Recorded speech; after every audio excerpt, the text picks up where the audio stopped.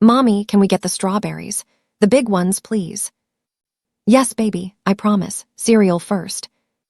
I never thought a Tuesday evening at Fresh Mart would be the night I stopped breathing in front of my daughter. Lily had been asking all week if she could come with me on my grocery run. She loved it, the colors, the samples, the cold air from the freezer section. After the kind of week I'd had at the accounting firm, staring at columns that never lied, I figured I owed her one normal evening.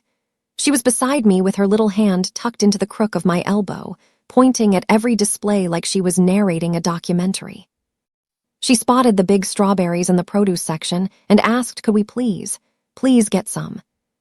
I told her yes. I promised her we would. That's when I saw Anthony. He wasn't supposed to be anywhere near me. The separation agreement was explicit. He knew the terms. But there he was pushing a cart he clearly didn't intend to fill, scanning the aisle with that particular expression I'd spent 3 years learning to read. The one that came before the raised voice. The one that came before the broken things. Lily went quiet the moment she saw him. Her hand, which had been so loose and easy in mine just seconds before, tightened. "Mommy," she said, just that one word. She didn't need to say anything else. I tried to turn us around, tried to move toward the back of the store, toward the dairy section, toward anywhere he wasn't. But Anthony had always been fast when he was angry, and he was already closing the distance before I'd taken 3 steps. Around us, Tuesday evening shoppers were comparing brands, testing avocados, debating which pasta to buy. Normal people living their normal lives. Nobody looked up. Nobody noticed the specific way the air in our corner of the produce aisle had changed. Nobody ever does until it's too late.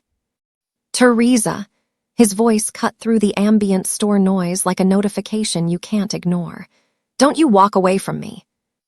I kept moving, kept Lily close against my side, but he stepped directly into our path, his cart abandoned somewhere behind him. "Anthony, not here, please, not in front of her.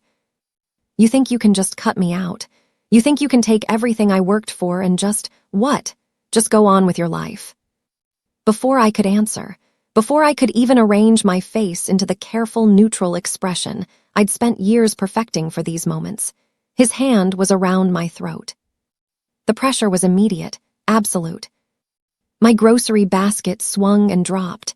I heard something, the strawberries, I think, rolling across the tile floor. I clawed at his fingers. I tried to say something, tried to call out, but the air wouldn't cooperate. The overhead fluorescent lights seemed to double.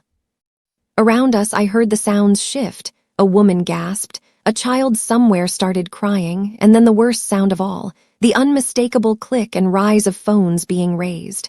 Not to call for help, to record, to capture, to post. They never do move to help. They never do. And then I heard Lily. She had stepped back, not away from me, but slightly to the side, and her hands were pressed flat together at her chest, her small face crumpled and completely open in a way that children's faces are when they have not yet learned to hide their terror. "Stop," she said. Her voice was so quiet it was almost swallowed by the store sounds. "Please, please stop." Anthony didn't look at her, not once. His eyes stayed on mine, hard and bright and locked in, and in that look was everything I had ever needed to understand about him. He didn't see Lily. He didn't hear her. She did not exist to him in that moment. I did, and I was his, and he was reminding me of it. "You are nothing without me. Do you understand that? Nothing." I couldn't breathe. My daughter was begging him with her hands pressed together like a prayer, her face wet, her voice breaking on every syllable, and he didn't care. He never cared. That's when I saw him. He was standing maybe 20 feet away, near the end of the cereal display, holding nothing. No cart, no basket. Just standing there in a black suit that fit in the precise, careful way that expensive things fit, like it had been made to exist on him specifically. He was watching what was happening with an expression that I could only describe later as administrative. Calm and attentive, the way someone is calm when they are very good at their job, and they have just encountered a problem well within their competency. His hands, I noticed even from that distance, were tattooed. Dark ink climbing up from his knuckles to disappear under his sleeves. If you are watching this right now, wherever you are in the world, I need you to drop your location and the time in the comments and hit that like button, because what happened in the next 60 seconds completely rearranged every assumption I had about safety, about power, and about what it costs to be protected. Subscribe if you haven't already, because this story is only beginning, and where it goes from here is not something I could have predicted on my most creative day. He moved toward an associate standing near the display, a young man in a store uniform who had clearly been watching the situation with the helpless, frozen expression of someone who knows this is outside their job description, and he removed his jacket. Not urgently, not dramatically. He simply took it off, folded it once with a single practiced motion, and held it out. The associate took it automatically, the way you take things when someone with a certain kind of authority hands them to you. Then he rolled his left cuff up one turn, then his right. And he walked toward us. He didn't rush. He didn't raise his voice. He didn't announce himself. He simply crossed the distance between us the way a person crosses a room to adjust a thermostat, because something in the environment requires correction, and he is the one who corrects things. Let her go. 2 words, quiet enough that I felt them more than heard them over the ambient store noise. But Anthony heard them. I know because his grip loosened by a fraction, not in compliance, but in the confused, animal way of something that has just registered an unexpected variable. Anthony turned, and I saw his face recalibrate. He'd expected a concerned civilian, maybe, a manager, someone he could brush off with a look. What he found was something else entirely, and his expression did this flickering thing, moving quickly through confusion, challenge, and then something I had never once seen on Anthony's face in 3 years. Uncertainty. He released my throat. I stumbled back, gasping, one hand going instinctively to my neck, and Lily was there immediately. She crossed to me in 2 steps and locked her arms around my waist so tightly I could feel every finger. Anthony tried to recover. He squared up, jaw set, the way he did when he needed to reassert something in front of a witness. He swung. He didn't land it. The man moved in a way that was almost boring in its efficiency. A step, a turn, and a single controlled strike to Anthony's jaw that dropped him to the tile like a system shutting off. The sound echoed all the way to the back of the store. The aisle went completely silent. He stood over Anthony for a moment, then looked down at his own knuckles with a brief, neutral assessment. A second man materialized from somewhere near the back, broad, suited, Korean, with the same practiced stillness, and positioned himself to the side without being asked. The first man looked down at Anthony, who was beginning to reorient himself on the floor with the dazed, stupid expression of someone who had genuinely not seen this outcome in any of his planning. "Call the police," he said to his associate. His voice carried the same quiet authority as before. "Make sure they have everything they need." Then he turned to me. For the first time, his expression shifted, only fractionally, a small recalibration of whatever he kept behind his face, and he looked at me in a way that was neither warm nor cold, but something more unsettling than either. "Are you hurt?" I couldn't answer right away. My throat ached. My daughter's arms were still locked around my waist. Anthony was still on the floor. 20 phone cameras were still trained on all of us. I shook my head. He nodded once, as if confirming a figure in a report. Then he looked down at Lily. She had turned to look at him over her shoulder, her face still wet, still a little frightened, and he held her gaze for a moment with a patience that did not seem rehearsed. "You did well," he said quietly, staying with her. Lily looked at him for a long moment. Then she turned back and pressed her face into my side. Security arrived, then the police. Anthony was arrested, still disoriented, still unable to fully account for how the evening had gone so differently from what he had intended. I didn't even know his name yet. I didn't know anything about who he was or what it would mean that he had been the one standing in that aisle at that exact moment. I was still shaking, still breathing carefully around the ache in my throat, still stroking Lily's hair and whispering that it was over. It wasn't over, I know that now. He didn't even look angry. That's the part I keep coming back to, not the efficiency of it, Not the way Anthony crumpled. Not even the cold authority of those two quiet words. The part I keep coming back to is that he never once looked angry. I realized I was breathing, but I wasn't living. Not really. Not in any way that belonged to me. Everything changed in the produce aisle on a Tuesday evening. The officer who took my statement had kind eyes and a form with too many boxes. He asked me 3 times whether I wanted medical attention. I said no 3 times, in the same tone, with the same precision I use when a client tries to renegotiate terms that were already agreed upon in writing. He eventually stopped asking and moved on to the next box. Lily sat beside me on a waiting bench near the customer service desk. Her strawberries, someone had picked them up, bagged them, set them quietly beside her in her lap. She wasn't crying anymore. She was watching.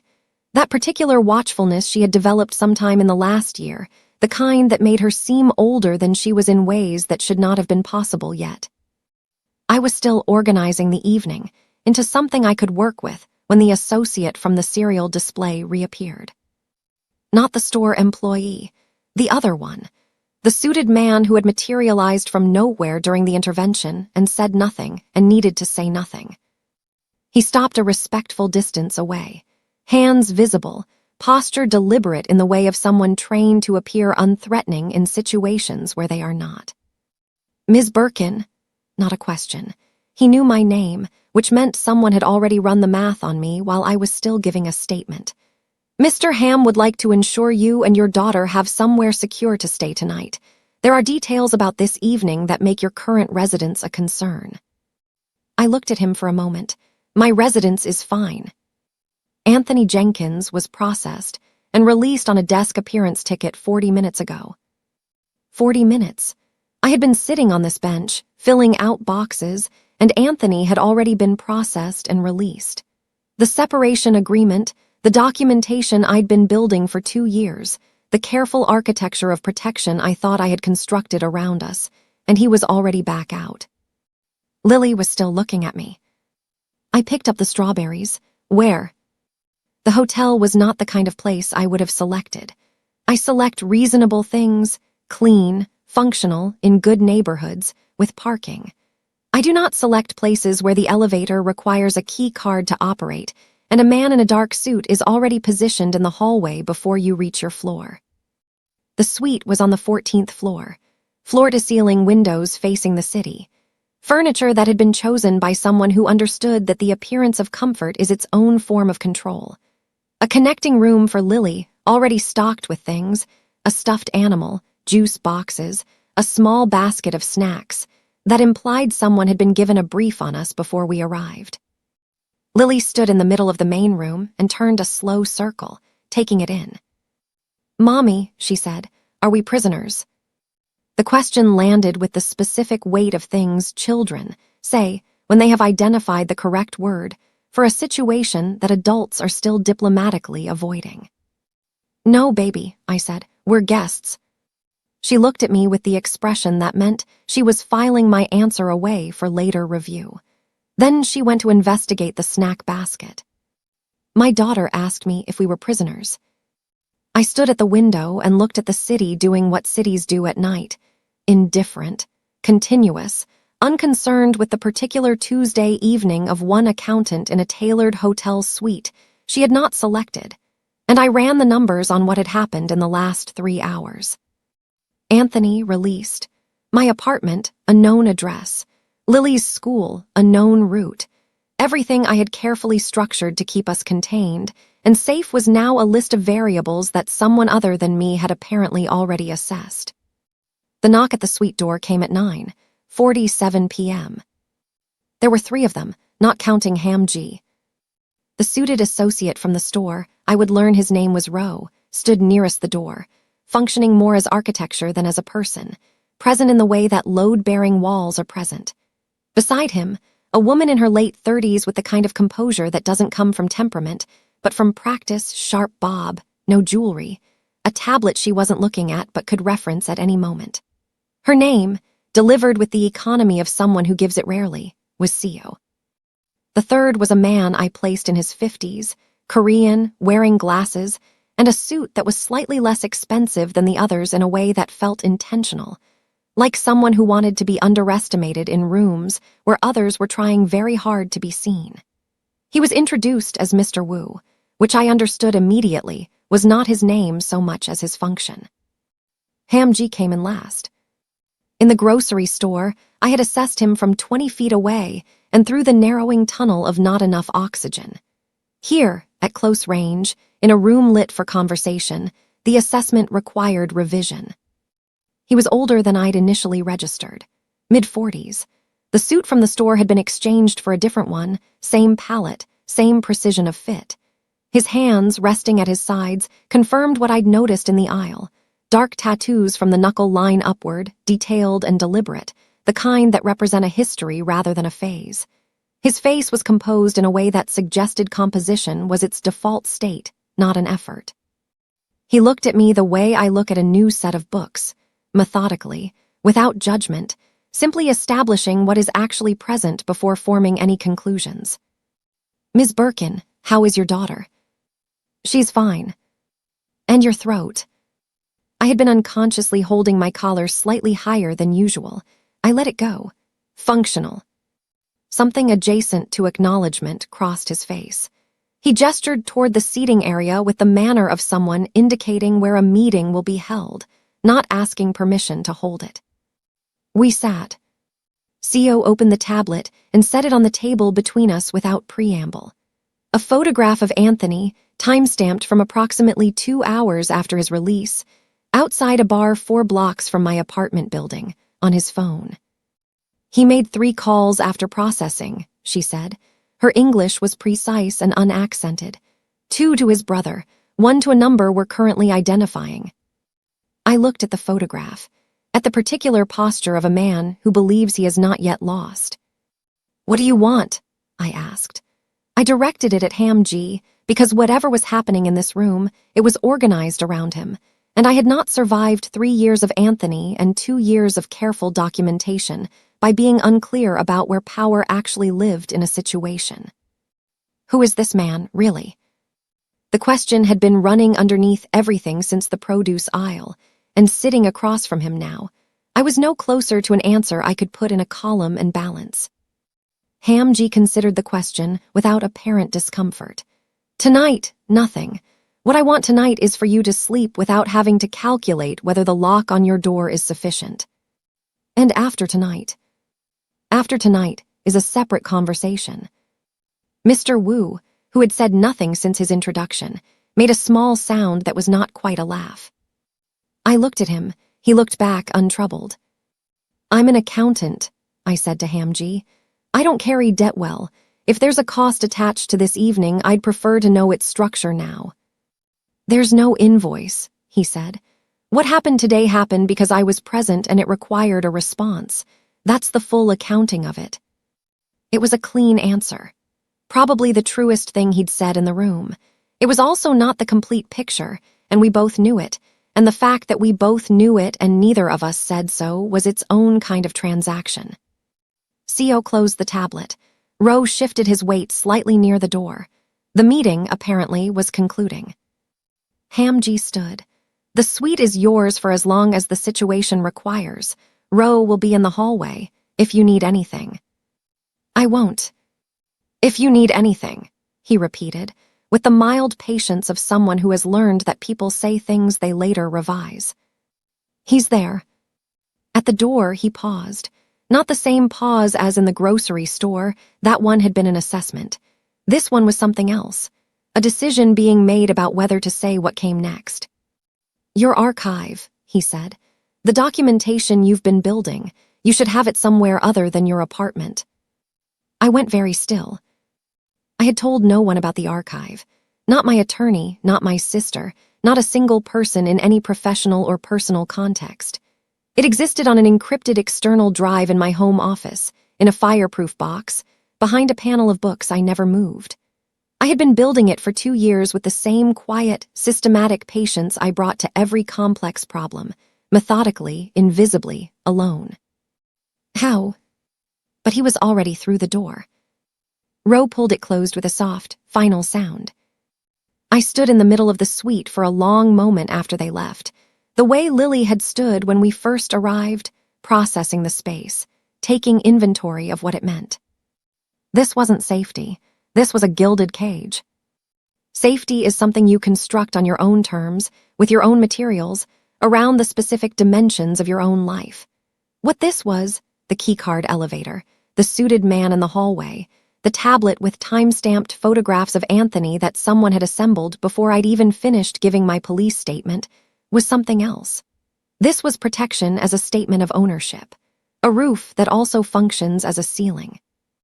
I understood the architecture. I had just walked into it voluntarily, with my daughter and her strawberries, and I had done it because the alternative was an apartment 4 blocks from a man who had been released after 40 minutes and was already on his phone. I checked on Lily. She had fallen asleep with the stuffed animal tucked under one arm, her face finally returned to something that looked like a child's face instead of a witness's. I sat in the chair by the window and opened my work tote, pulled out the small notebook I used for client observations, the things I noticed that weren't in the official files, the patterns that only became visible when you looked at enough numbers over enough time. I wrote down everything I had observed about Ham G and his inner circle in the last 45 minutes. The hierarchy, the communication patterns, the way information moved between them, the fact that he knew about the archive. Then I stopped, looked at what I'd written. The same instinct that had kept me alive professionally for a decade. Understand the structure before you respond to it, had just automatically applied itself to a man who had, hours ago, pulled Anthony Jenkins off my throat. I didn't know whether that made me calculating or just competent. I was no longer sure there was a difference. Outside, the city continued. The hallway was quiet in the specific way of a hallway where someone is standing in it, making it quiet on purpose. I did not sleep for a long time. The first one was flowers. Left at the reception desk on Wednesday morning with no card, no name, just a bundled arrangement of white lilies in plastic wrap, the kind sold at a gas station by someone who wants the gesture without the cost. Dana, our front desk coordinator, had put them in a vase and left them on my desk before I arrived because she thought I had a secret admirer. I stood in my office doorway and looked at those lilies for a long moment. Then I put them directly into the recycling bin, stem first, without touching the vase. Dana appeared in my doorway mid-morning, confused and slightly wounded on behalf of whoever had sent them. I told her that going forward, anything left at reception for me that didn't come through our standard mail processing needed to be held without being brought upstairs. She started to ask why. I told her it was a building security protocol we were trialing. She accepted that. People accept confident, administrative-sounding explanations without interrogating them because they read as someone else's problem. That was Wednesday. Thursday, he came in person. I know this because the building's front desk logged a visitor who gave a false name, got as far as the elevator bank, and was turned back by building security before reaching our floor. I know this because building security sent a routine incident note to our office manager, who forwarded it to me because my name was mentioned. I know the name he gave was a close variation of an old college friend's name, specific enough to be deliberate, a private signal dressed up as a clerical error. Anthony had always communicated in that register. Messages designed to be visible only to the person they were meant for, plausible deniability as a love language. I forwarded the incident note to the private archive. Then I sat at my desk and did 3 hours of billable work with the specific focused efficiency of someone who has learned that competence is its own form of armor. He doesn't stop. That is the thing people who have never encountered someone like Anthony fail to understand. They imagine a warning, a consequence, an arrest, and they assume the variable has been removed from the equation. But Anthony did not operate on external correction. He operated on internal narrative, and in his internal narrative, every consequence was something that had happened to him, every barrier was an injustice, every closed door was a provocation. He doesn't stop. He recalibrates and re-enters. Friday morning, I arrived at my office to find a single item on my desk. Not flowers this time. A photograph printed, not digital, of Lily and me leaving the hotel 2 mornings prior, taken from street level. Lily had her backpack on. I was carrying coffee. We looked, from the outside, like a mother and daughter having an ordinary morning. He had been outside the hotel, had seen us leave, had printed the photograph and gotten it past building security and onto my desk before 8 a.m. on a Friday. I sat down, placed both hands flat on the desk, breathed through 4 counts, held for 4, released for 4, the technique my therapist had given me years ago for moments when the data was worse than anticipated. Then I picked up my phone. Ro answered before the second ring, which meant he had been waiting for it. "There's a photograph on my desk," I said. "I need to understand how it got here." A pause of approximately 2 seconds. "I'll make some calls, don't touch it." "I know not to touch it." "I know you know, I'm saying it anyway." I set the phone down and looked at the photograph. At Lily's backpack, the one with the small embroidered patch she'd picked out herself, a yellow sun with a face. At my own expression in the image, which was unremarkable and going somewhere, and entirely unaware that someone was 30 feet behind us with a camera. The safety of my office was gone. This is what I had not fully calculated in the immediate aftermath of Tuesday evening, that the places I had mentally categorized as mine, the spaces I had furnished with competence and routine and professional identity until they felt impenetrable, were not actually structures. They were assumptions. Anthony had just demonstrated, with a printed photograph on my desk, that my assumptions had a perimeter, and he knew where it ended. Hamji arrived at my office at 11 a.m. Not Ro, not Seo, him. He came with no advance notice and no apparent concern about whether I was available, in the way of someone for whom other people's calendars are reference material rather than binding agreements. He knocked once on my open office door, a courtesy, not a request, and came in. I had been expecting to feel something simple in that moment. Gratitude or relief, or the particular annoyance of a person whose space has been entered without sufficient warning. What I felt instead was the more complicated thing, the sensation of being assessed by someone who was very good at it, in a room that was mine, while holding a photograph taken by my ex-husband of my daughter leaving a building I had not chosen. He looked at the photograph on my desk, still where Ro had told me to leave it, without touching it, without visible reaction, the way I look at a financial irregularity before I've decided what it means. "How long has he been escalating?" he asked. "The pattern started before Tuesday," I said. "Tuesday was the first time it became physical in public." He nodded, as if confirming something he had suspected. Then he looked around my office with a brief, unhurried attention, the framed certifications, the organized desk, the single photograph of Lily on the shelf that I was now aware he was nodding. "You built this," he said.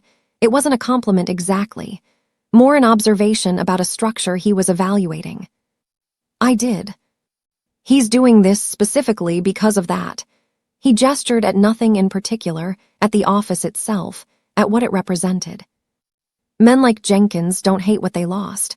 They hate what you kept."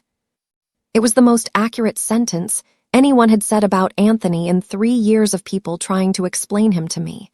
I had reached the same conclusion independently, documented it in the archive, and never said it out loud to anyone. "I didn't say that." "What happens now?" I asked instead. "Now we find out which door he used and close it, and every door after that. And the photograph. Evidence, we'll have chain of custody on it within the hour." I studied him for a moment. He was standing in my office, in the middle of the morning, discussing my ex-husband's Escalation campaign with the same practiced efficiency he'd used to drop Anthony in a grocery store aisle, and he showed no more emotional involvement in one than the other. It was all, apparently, just the management of problems in the environment. Anthony doesn't know who he's playing with. And neither, I was beginning to understand, did I. He stayed for 12 minutes. I know because I tracked it, not deliberately, but because tracking is what I do, the same way some people breathe audibly or tap surfaces. I register time and pattern without deciding to. In 12 minutes, He asked 4 questions, made 2 phone calls in Korean that I did not follow except in their tone, which was brief and directional, and arranged for someone to review the building's visitor log going back 2 weeks. Before he left, he stopped at my office door and looked back at the photograph still on my desk. "Your archive," he said. "The one from the hotel, have you moved it?" I had, in fact, moved it the morning after he'd mentioned it, uploaded an encrypted copy to an offshore cloud partition I'd set up through a privacy-forward service I'd researched at 2 a.m. while Lily slept in the connecting room. I had told no one. "Yes," I said. Something in his expression shifted by a degree so small it was almost not visible. Almost. "Good." He left. I sat in my office and stared at the door he just walked through and did what I do when a new set of numbers doesn't yet resolve into a clear picture. I went back to the beginning and looked at what I actually knew versus what I was assuming. What I knew, Hamji had intervened in the grocery store. Hamji had arranged the hotel. Hamji's people had photographic surveillance on Anthony within hours of Tuesday evening. Hamji knew about the archive before I'd told him, and had known before he had any legitimate reason to know. What I was assuming, that his involvement was reactive, that I was a situation he had stumbled into rather than one he had, in some configuration I couldn't yet map, stepped into deliberately. I pulled up a blank document on my computer, not in the archive, just a working file, and started a column. On one side, what Anthony had done, dated and sequenced. On the other side, what Hamji had known and when. I was looking for the gap, the place where the information he had exceeded the information he should have had access to, given the timeline. I found it at 8:47 p.m. on Tuesday, approximately 9 minutes after the police arrived at Freshmart. Hamji had known my name, my profession, and my home address by the time his associate approached me at the customer service bench. The police had not yet run my ID. I had not given it voluntarily. The only people present who knew all 3 of those things in combination were me and Anthony. I stared at that gap for a long time. Then I saved the document, encrypted it, and added it to the archive. Lily called me at 3:15 p.m. from my sister's, where she'd been staying since Wednesday. She wanted to know if we were going back to our apartment soon. She wanted her books. She wanted her specific pillow. She wanted, in the way of children who have experienced instability, the precise texture of familiar things. I told her soon, baby, I promised. The same way I'd promised her strawberries. I stayed at my desk until 7 p.m., working through a client file with the focused, deliberate attention of someone who is not going to let this particular week dismantle the professional life she spent a decade constructing. When I finally shut down my computer and gathered my things, Dana had already gone home. The floor was quiet. In the elevator, I thought about the gap in the timeline. About the archive that Hamji had known about before I told him. About the 12 minutes he'd spent in my office, the questions he'd asked, the calls he'd made, the brief, fractional shift in his expression when I told him I'd moved the backup. About the fact that Anthony, as dangerous and relentless as he was, had spent 3 days escalating and had managed flowers, a failed lobby visit, and a photograph. And Hamji, in 3 days, had managed to make himself the organizing principle of my entire life. The elevator opened to the lobby. I walked out into the evening and understood, with the cold clarity of someone who has finally found the real numbers underneath the presented ones, that I had been so focused on the door Anthony was trying to force open that I had walked through an entirely different one without looking at the frame. The books were on the desk when I returned to the suite on Monday evening. Not hidden, not presented with any ceremony or explanation. Just there, 2 black binders and a slim external hard drive, positioned with the casual precision of something placed by someone who knew exactly what they were doing and wanted that to be legible. On top of the first binder, a single note card. No signature. 4 words in clean, unhurried handwriting. Your opinion when ready. I set my work bag down, looked at the binders the way you look at something when you already know what it is, and you're giving yourself one final moment before the knowing becomes official. Then I opened the first one. The structure was sophisticated. That was the first thing I registered, not alarm, not the instinct to close the binder and call someone, but the involuntary professional response of a person encountering a genuinely complex piece of work. Whoever had assembled these records understood accounting well enough to know exactly where to be vague. The legitimate business holdings were clearly documented: 3 import concerns, a logistics company, 2 restaurant groups with consolidated financials that were clean to the level of aggressive tidiness. Clean the way things are clean when someone has worked very hard to make them appear that way. The second layer was where it became interesting. There were holding structures nested inside the restaurant groups, shells, technically legal, registered in jurisdictions that asked very few questions and answered even fewer. The cash flow patterns running through them had a rhythm I recognized from a case study I'd worked on during my second year at the firm. Not random, not chaotic, but tidal.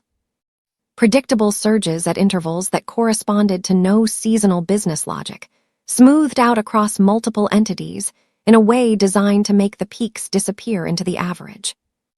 I sat down without deciding to. I read for 2 hours. By the time I surfaced, the city outside the window had gone fully dark, and I had filled 4 pages of my working notebook with observations, structural maps, and 3 questions I could not answer from the documents alone. The work was, objectively, the most interesting problem I had encountered in 8 years of professional practice. That was the part that unsettled me most. Hamji arrived at 9 p.m. He looked at my notebook, open, dense with notations, and then at me, and the expression on his face was the same one from my office doorway. That fractional adjustment.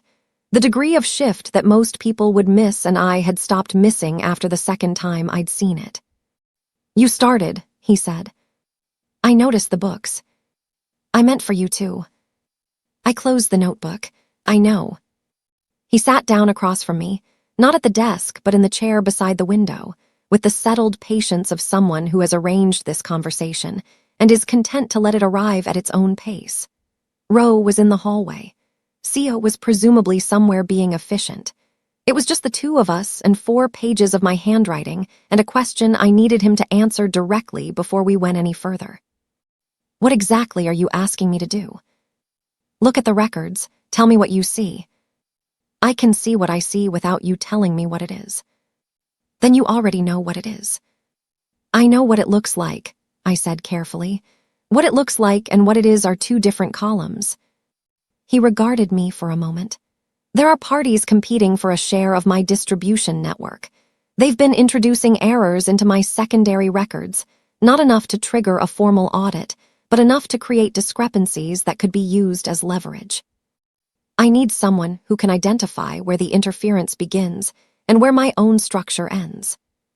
"You need a forensic accountant." "I need someone whose discretion I can verify," he said. "Credentials are easy to find. Verified discretion is not. Nothing is free." I had known this since the hotel. Had known it, in fact, since the produce aisle, in the way you know things before you have the full documentation to support them. Every structured arrangement has a cost architecture. The suite, the hallway security, Ro's immediate availability, Seo's surveillance photographs of Anthony, none of it had been charity. It had been investment. And I was sitting across from the investor now, and he was telling me what the return looked like. "You've been building to this since Tuesday," I said. "Tuesday accelerated the timeline," he said. "I'd noticed you before." I went still. "The Weston audit," he said. 8 months ago. One of the businesses you reviewed has a shared banking relationship with one of mine.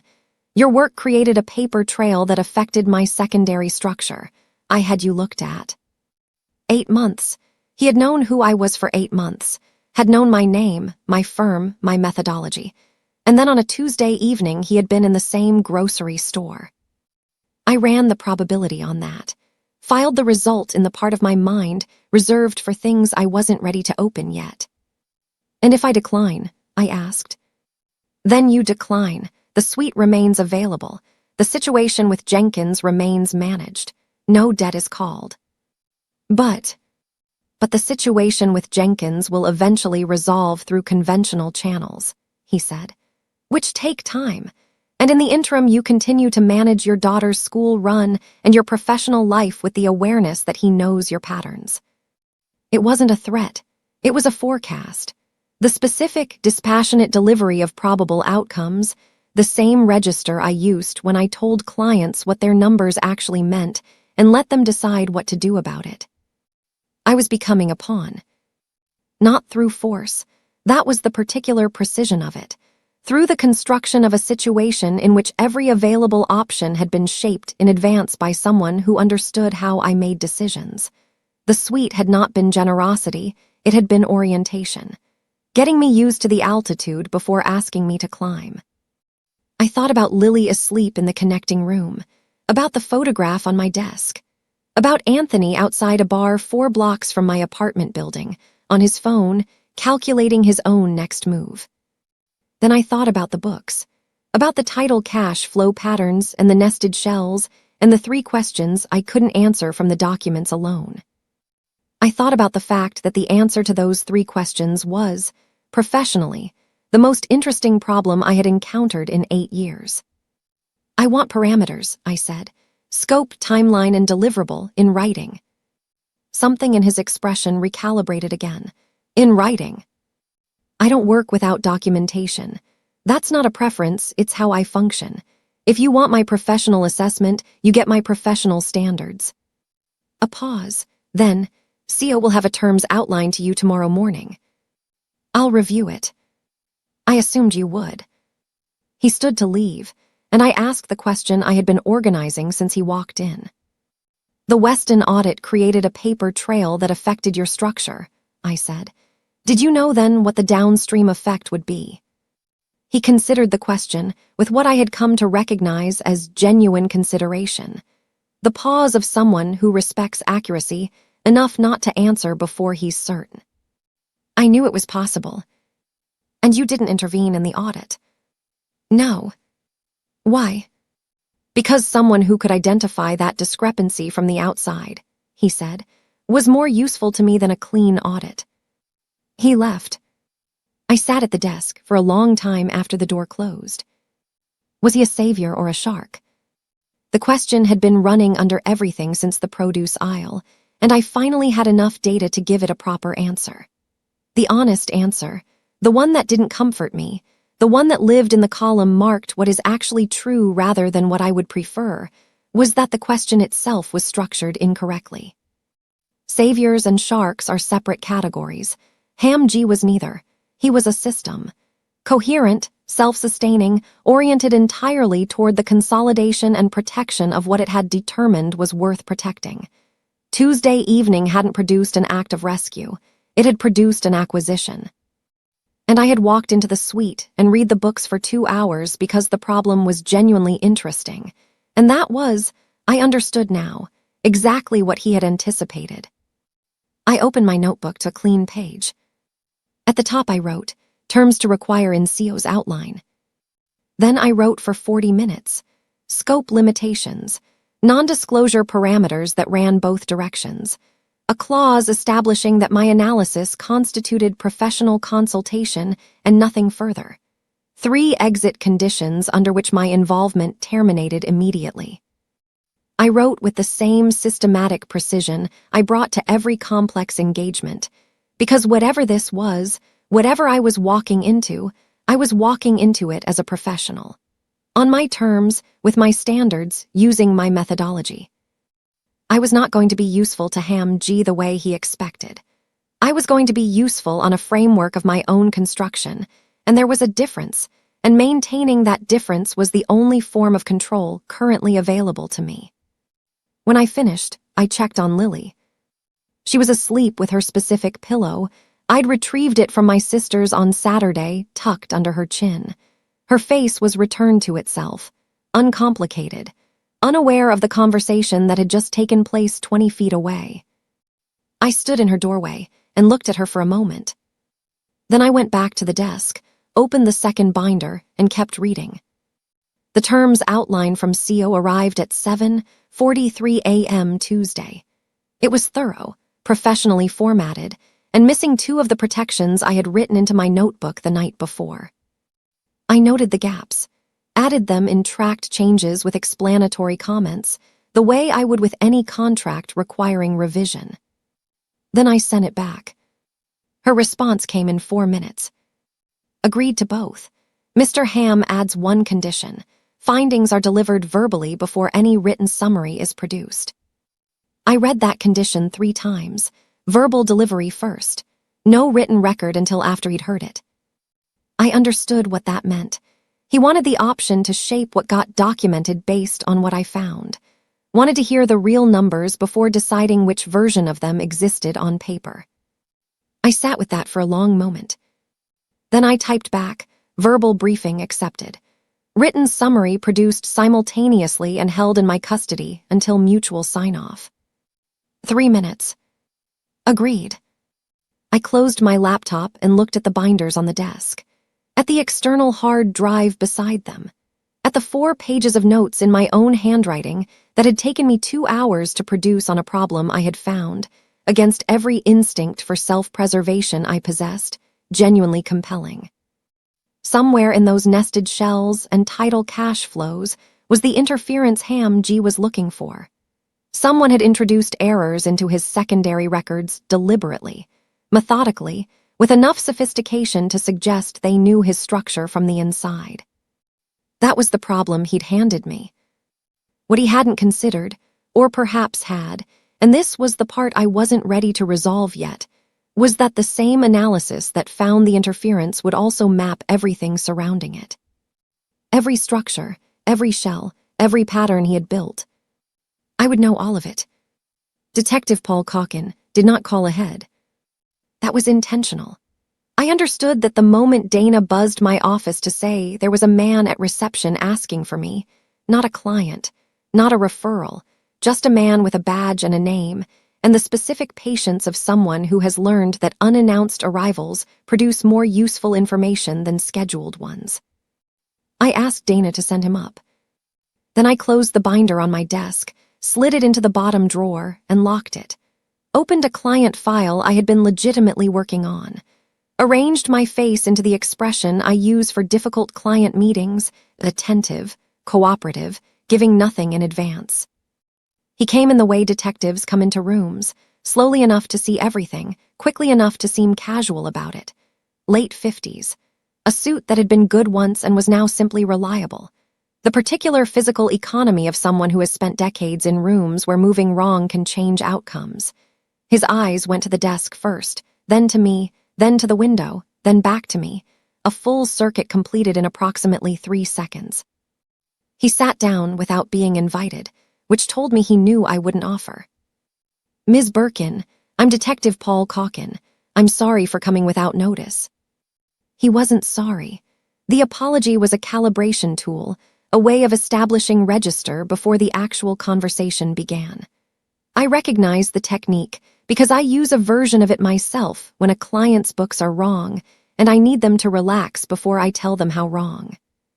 How can I help you, Detective? I'm following up on the incident at Freshmart last Tuesday. Routine follow-up, given the arrest. I gave a full statement at the scene. You did. He produced a small notebook, physical, not digital, the kind of choice that is itself a message about methodology. I just have a few clarifying questions. He started with Anthony. The history of our separation, the terms of the agreement, whether I had documented previous incidents. Standard questions with a standard cadence, the kind designed to establish comfort before the turn. I answered each one accurately and briefly. Yes, documented, yes, on file with my attorney, yes, I had a copy. He wrote things down, nodded at intervals. The performance of a man who is gathering information while appearing to simply confirm it. Then, after approximately 8 minutes of Anthony-related questions, he looked up from his notebook and said, "Tell me about Ham G." There it was. He looked at me with suspicion, not the open, investigative suspicion of someone forming a hypothesis, but the specific, already arrived suspicion of someone who has done considerable homework and is now checking his conclusions against my face. I kept mine exactly where it needed to be. I don't know him. He intervened in the incident. I was grateful. You've had no contact with him since Tuesday. I've been focused on my daughter and my work. The answer was accurate in its structure and uninformative by design, the same way a well-constructed set of books can be technically correct and strategically incomplete. Calkin heard it the same way I would have heard it. His pen stopped moving. Ms. Birkin. He set the notebook down on the edge of my desk, a deliberate repositioning that signaled we were leaving the official portion of the visit. I've been working organized crime in this city for 19 years. I know who Hamji is. I know what he does and I know how he operates. And I know that what happened in that grocery store was not a coincidence. A man stopped my ex-husband from strangling me in public. A man with 17 documented associates, 4 active federal interest flags, and a business portfolio that our financial crimes unit has been examining for 2 years stepped in to physically intervene in a domestic incident. And then you disappeared into a hotel suite registered to one of his holding companies for 4 days. The suite. Of course they had the suite. Hotel registrations are not private documents, and Calkin had clearly been thorough. I said nothing. I'm not here to cause you difficulty, he said. His tone had shifted, not softer, but more direct, the adjustment of someone who has decided that the performance portion of the meeting is no longer useful. I'm here because, in my experience, when someone like Hamji takes a personal interest in a civilian, the civilian's life becomes significantly more complicated, and usually not in ways they anticipated. My life was already complicated, I said.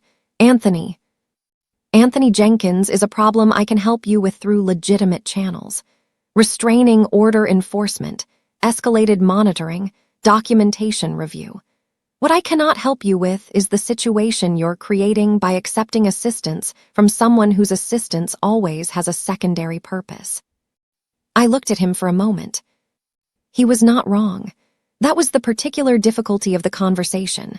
Calkin was sitting across from me saying accurate things, and I was sitting across from him with a locked drawer full of evidence that he was right, unable to confirm any of it. I appreciate the concern, I said. Genuinely, but I've accepted no ongoing assistance. I was in a frightening situation and someone intervened. That's the complete picture. His eyes held mine for a beat longer than comfortable. Is it? I'm not the criminal here. That sentence had been sitting in my chest since he walked in, and I did not say it because I understood that saying it was exactly what someone with something to hide would do. Innocence that announces itself creates its own suspicion. I had been through enough client negotiations to know that the person who over-explains the clean column is usually hiding something in the one beside it. But the feeling was there, the specific, grinding frustration of being assessed for wrongdoing in a situation I had not constructed and had not chosen. Anthony had grabbed my throat in a grocery store. I had been the variable that other people's decisions were being applied to, and now a detective was in my office treating me like a decision-maker in a situation where I had, at every point, simply been trying to survive someone else's agenda. Calkin picked his notebook back up, asked 2 more procedural questions about Anthony's desk appearance ticket and whether I'd been in contact with the DA's office. I answered both. At the door, he stopped. One more thing. He turned back with the unhurried ease of someone who has saved the most important item for last. The photograph that appeared on your desk last Friday. Building security logged it as delivered by a courier service. The courier service has no record of the job. I waited. The only parties who would have had access to that building's delivery protocols are people who'd studied the security architecture in advance. He held my gaze. Anthony Jenkins does not have that kind of resource. Someone with more sophisticated operational capacity put that photograph on your desk. The room was very quiet. I don't know what that means, I said. I think you're starting to, he said. That's why I'm here. He left. I sat at my desk for a long time after his footsteps faded from the hallway. Then I unlocked the bottom drawer, opened the binder, turned to the section I had tabbed on Saturday, the delivery and logistics documentation for one of the restaurant groups, which used a courier service I had noted for its unusual routing patterns. The courier service's name was different. The operational structure, cross-referenced against what I knew about the holding companies, was not. I closed the binder. The law and the underworld were both closing in, not as opposing forces, but as a narrowing geometry, two walls reducing the available space from different directions. Calkin was watching Hamji. Hamji was managing Anthony. Anthony was escalating. And I was sitting in the exact center of all three vectors, holding documentation that was relevant to each of them and could not be shown to any of them in full without unraveling the others. I called Ro. "Calkin visited my office," I said when he answered. "He knows about the suite. He's flagging the photograph delivery as operationally sophisticated." A pause. "I'll pass it along." "Before you do," I kept my voice level precise, the same register I use when I need a client to understand that what I'm about to say is not negotiable. "I need to speak with Hamji directly, not through you, not through CO, him." "I'll arrange it." "Tonight." Another pause, shorter. "I'll arrange it." I hung up and looked at my client file, still open on my desk from before Calkin arrived. The legitimate work. The billable hours. The professional life I had built column by column over a decade, which was currently being used as a backdrop for a conversation I could not have anticipated and could not, at this point, simply exit. Hamji arrived at the suite at 8 p.m. I had prepared for the conversation the same way I prepare for difficult client confrontations. Identified the three things I needed to say, ordered them by priority, decided in advance what I would and would not confirm. He came in, read the room in the way he always read rooms, and sat down. "Calkin," he said before I'd spoken. "You knew he was going to visit." I knew it was probable. His unit has been building a file for 2 years. The grocery store gave him a direct line to you. "The photograph on my desk," I said. Calkin identified the courier architecture as too sophisticated for Anthony. He's right. Hamji said nothing, which was its own kind of answer. "You put it there," I said. The quality of the silence in the room changed. "Anthony took the photograph," Hamji said carefully. "He was outside the hotel, we were aware." "That's not what I asked." Another silence. Then, "The photograph being on your desk accelerated your decision to engage with the books." I had known it before I said it. Had known it since Calkin identified the courier anomaly, and I'd cross-referenced the logistics documentation. But hearing it confirmed in Hamji's precise, undecorated delivery was a different experience from having it as a private conclusion. He had taken Anthony's surveillance photograph, had used his own distribution network to place it on my desk, had manufactured the specific escalation that made the suite feel necessary and the books feel like a reasonable exchange. "You engineered the pressure," I said. "I accelerated an outcome that was already developing." "That is the same thing." He didn't deny it.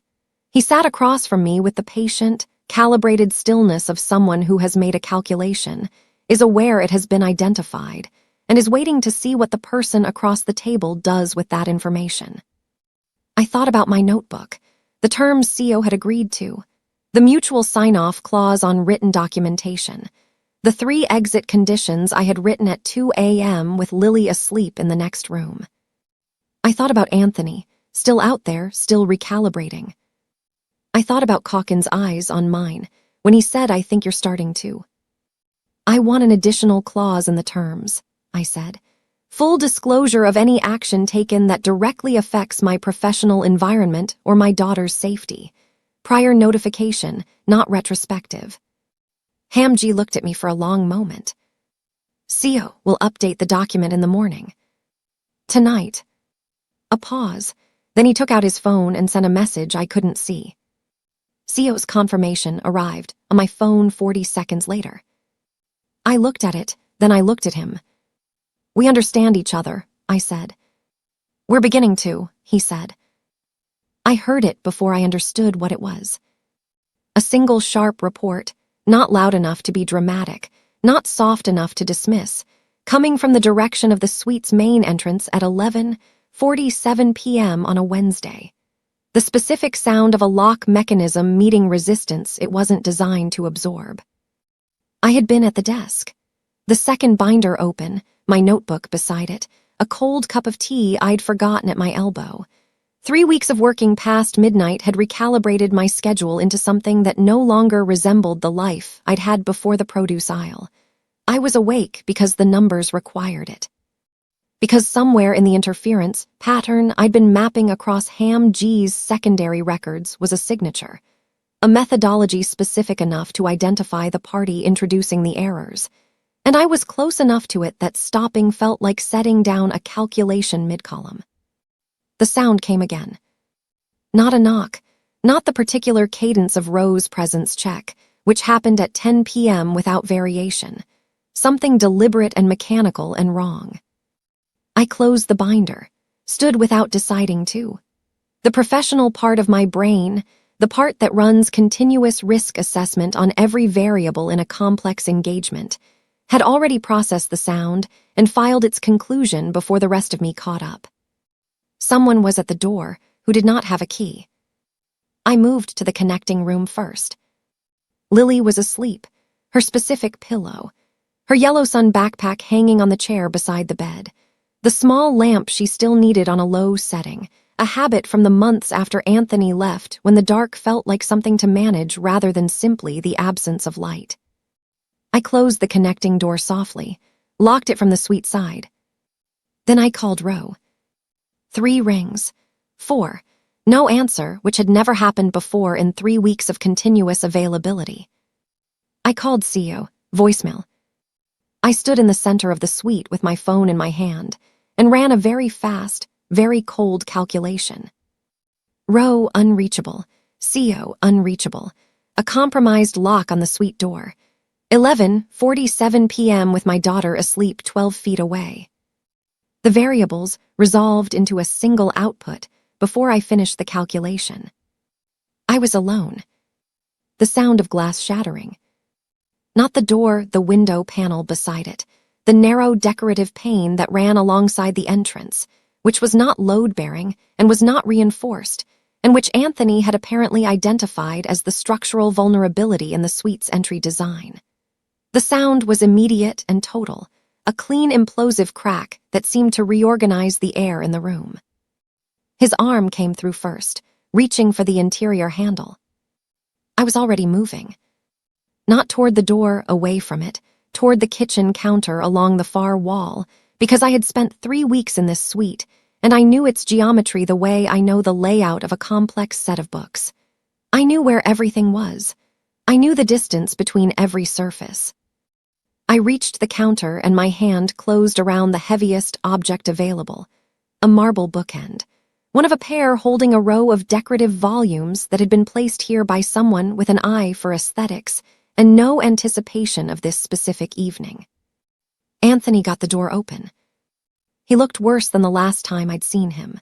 Not physically larger, smaller, in the particular way of people who have been running on concentrated fixation for weeks and have burned through everything that wasn't that. Disheveled in a way that had stopped being accidental and started being the outward expression of an interior state. His eyes went to me immediately, then to the bookend in my hand, then back to my face. "You called the police on me," he said, as if this were the recent wrong, as if the chronology of grievances began there. "Anthony," I kept my voice exactly level, the same register I use when a client is irrational and I need the room to stay functional. "You need to leave. You took everything. You took Lily, you took the life." His voice fractured on her name. "You don't get to just take everything and then hide behind some criminal and act like I'm the problem. You broke into a hotel suite at midnight. You are the problem." He took a step forward. I took a step back, not from fear but from geometry, maintaining the distance between us at a manageable constant, the same way you maintain a safe margin in a financial projection. "Where is she?" "She's not here." The lie was immediate and certain, and I delivered it with the flat conviction of absolute fact. She's at my sister's. He searched my face for the tells he used to use against me, the slight compression at the corner of my mouth, the breath hold, the signals I'd spent 3 years learning to suppress, and the last 3 weeks actively training out of existence. He found nothing he could read. Something in his expression shifted from rage into the more destabilized territory of a man whose script has encountered an improv. "You've changed," he said. "Yes. He did this to you." "You did this to me," I said. "In a grocery store, in front of our daughter, you did this." My daughter wasn't crying anymore. That was the thought that arrived in the middle of the confrontation, not triggered by the present moment, but by the memory of her face in the produce aisle, the praying hands, the voice breaking on every syllable while Anthony didn't look at her once. I had been thinking about that image for weeks, cataloging its dimensions, nodding with professional precision the way it had altered Lily's expression in its aftermath. The watchfulness, the careful, measuring stillness she now carried in rooms where adults were speaking. She wasn't crying anymore. She was watching. And if I did not end this, definitively, tonight, in a way that did not require Ham G's intervention or Calkins' investigation or any other external variable, she was going to keep watching, was going to keep metabolizing what she observed, was going to construct herself around the architecture of a mother who needed rescuing, and I would not allow that to be the foundation she built on. Anthony moved toward the connecting door. I stepped directly into his path. He stopped, looked at me with the particular surprise of a man who has spent years reading someone as a manageable variable and has just encountered data that doesn't fit his model. "She's not in there," I said. "Move." "Anthony." I held the bookend at my side, not raised, not threatening, present, a variable he had to account for. "In your coat pocket, right now, you have documents you were given by someone you think is helping you. Financial records. Records you've been told will destroy Ham G's operation and give you leverage over this situation." He went still. "Those documents are not what you were told they are," I said. "They're a mechanism. Someone is using you to surface material into a federal investigation in a way that can't be traced back to them. You are the delivery system. When the investigation concludes, you are the one holding the evidence. You are the one who broke into a hotel suite. You are the one with a desk appearance ticket and a documented restraining violation and a history of physical assault on record. You don't know what you're talking about." "I'm a forensic accountant," I said. "I have been looking at those documents and variations of those documents for 3 weeks. I know exactly what I'm talking about. The person who gave them to you is not your ally. They needed a civilian to carry material they couldn't surface themselves, and you presented yourself." His jaw worked.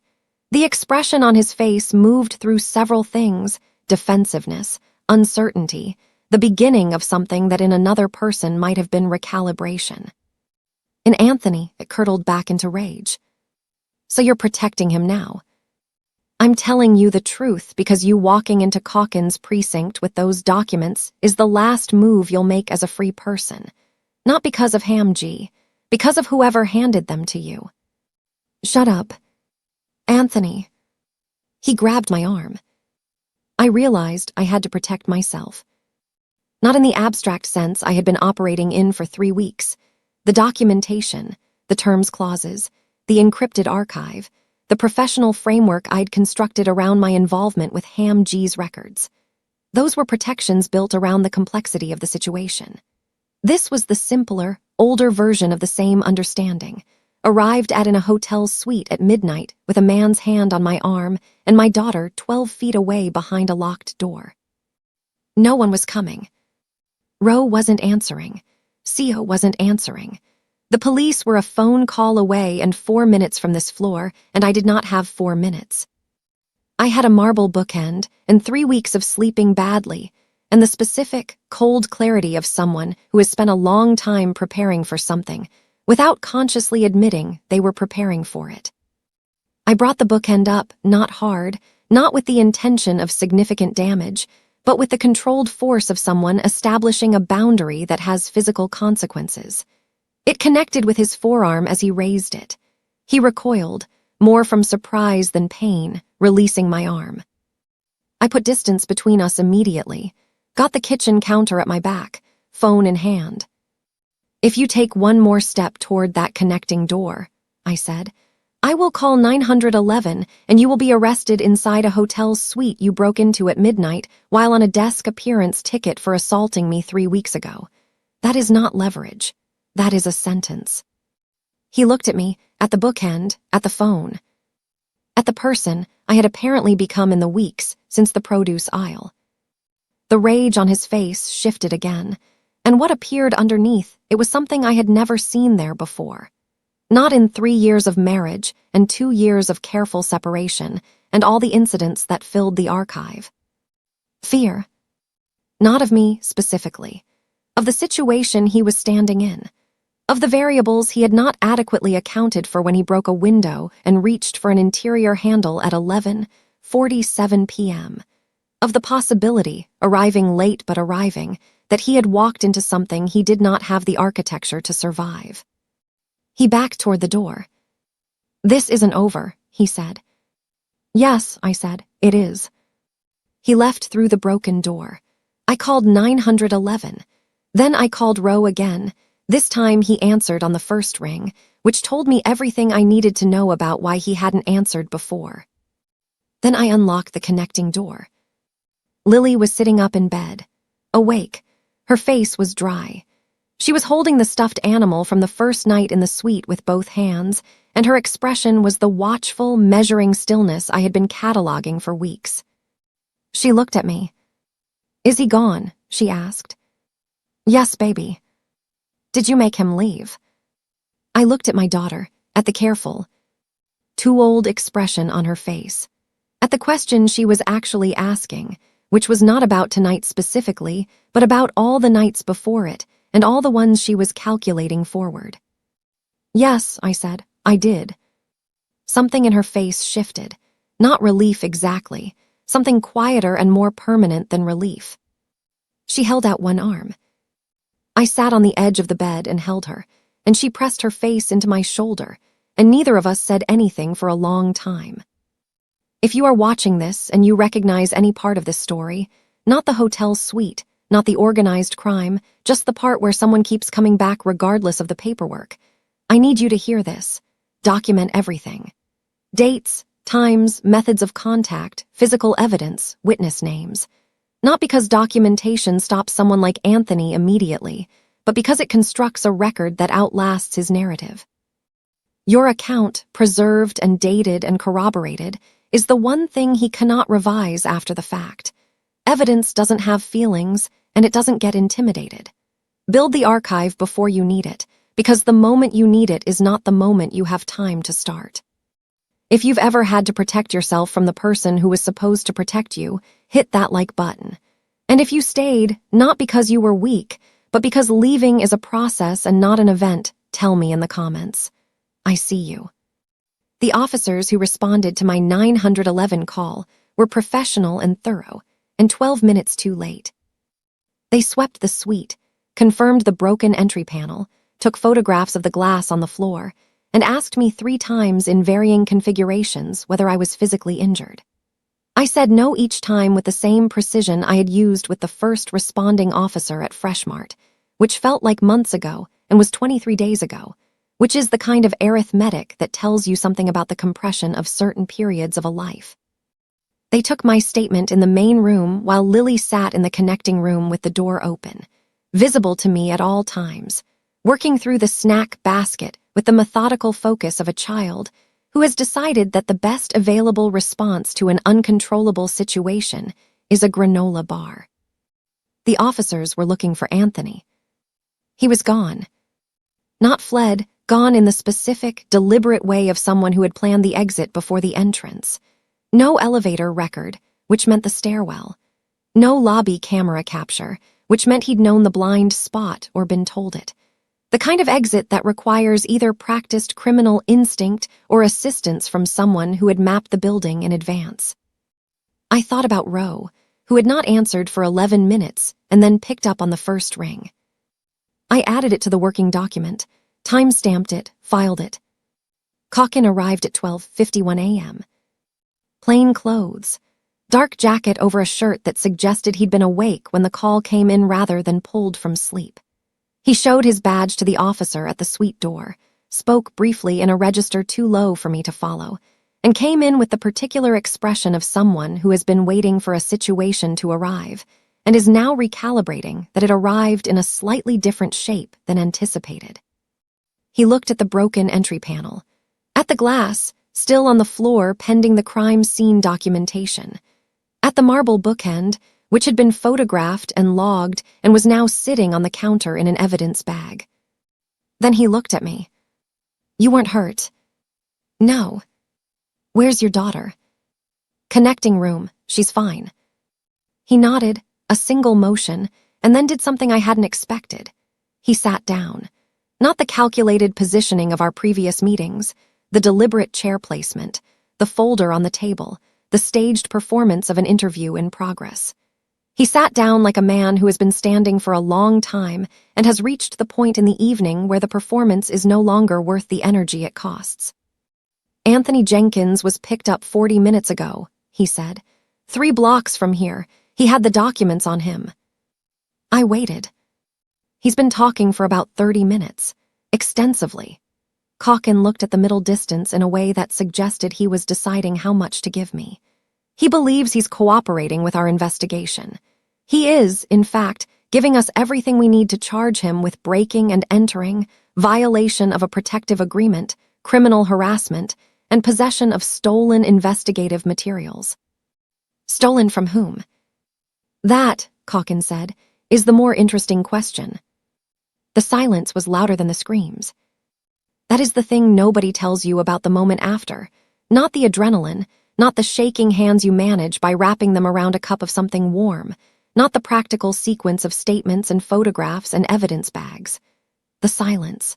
The specific, pressurized silence of a situation that has been in motion for weeks, generating its own continuous noise, suddenly stopping. Anthony in custody. The sweet quiet.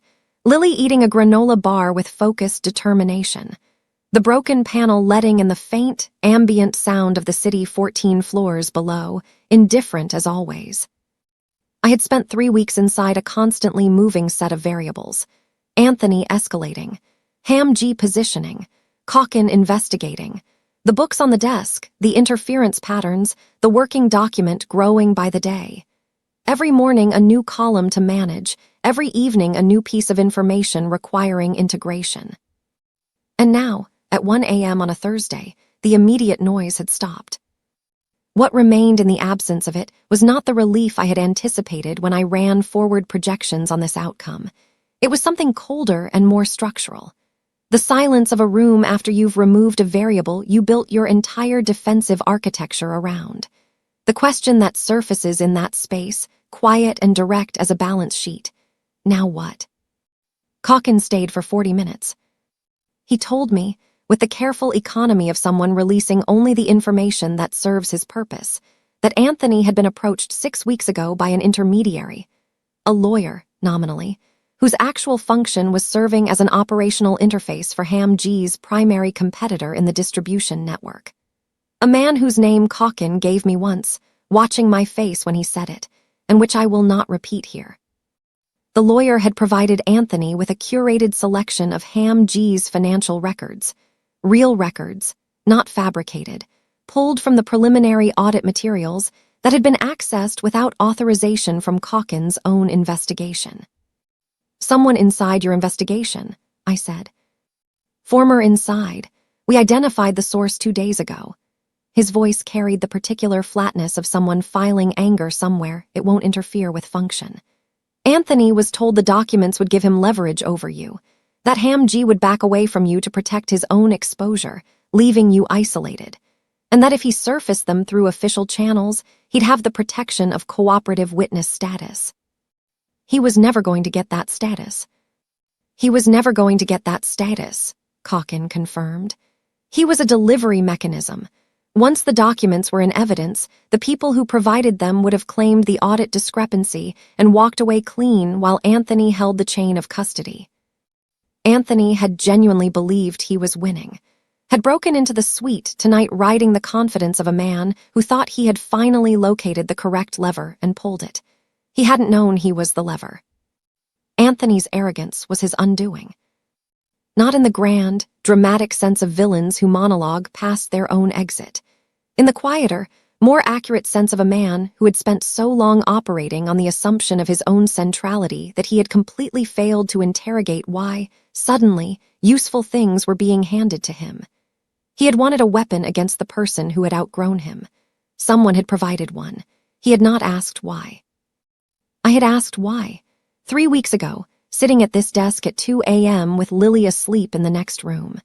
I had asked why Hamji knew about the archive before I told him, why the photograph appeared on my desk through a courier service that mapped to his logistics holding, why the books were placed on the desk the evening before his visit rather than during it. I had built the answer column by column in the working document.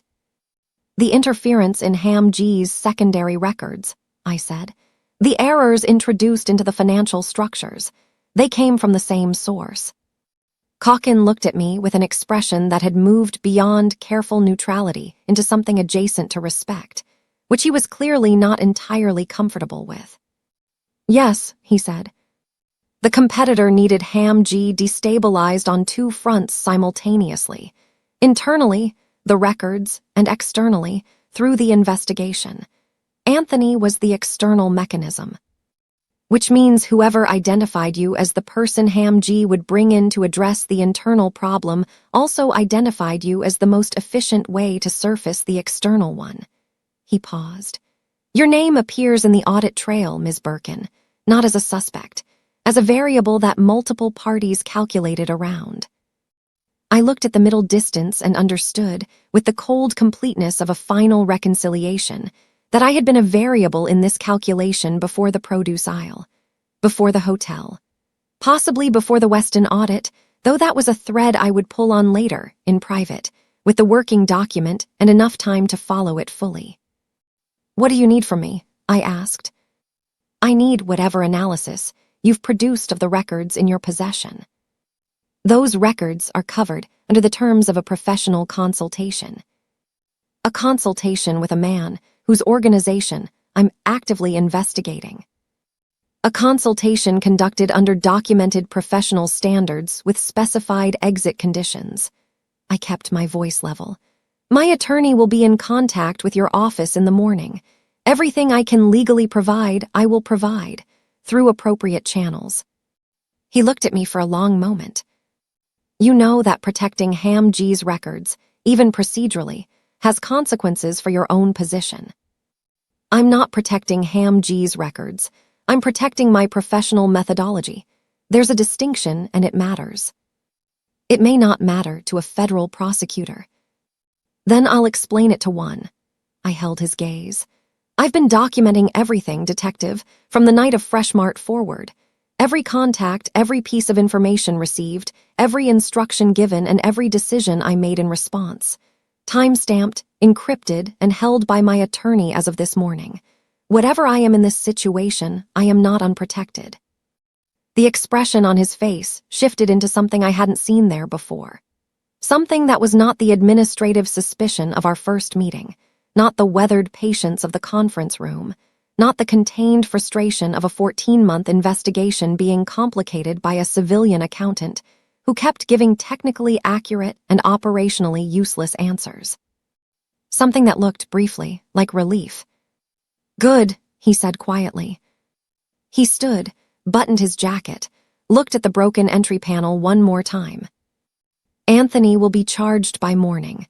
Between the restraining violation, the break-in, and what he's been saying for the last hour, he won't be presenting a flight risk argument the court will accept.